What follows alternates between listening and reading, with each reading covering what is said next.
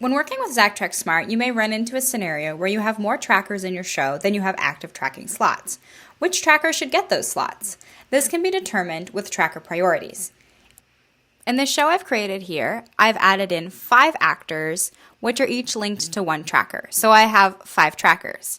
But in my tracker settings, I set my max active devices to 4. This way, when I set all 5 to be active, only 4 slots can be used. And at the moment, it's first come, first serve. So who came online first, they got the slot first.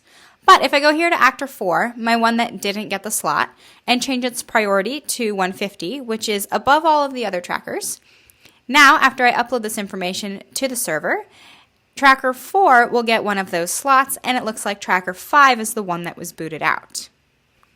This is just a simple example of how this feature works. But now you're probably asking, okay, when do I actually need this? Let's change the dynamic just a little bit. In my show here, my lead actor is going to be wearing 4 trackers.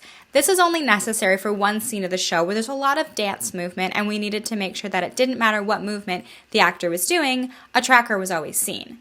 I'm going to add in a second actor here for this example that's simply going to represent everybody else in the show. Now let's look at how priorities come into play.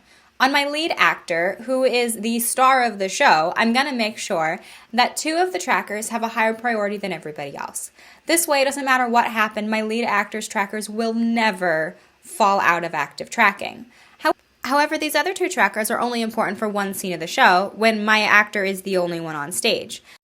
Therefore, I'm going to make them a lower priority than everybody else on stage so that my lead actor, when he's on stage with everyone, only has his main 2 trackers come online.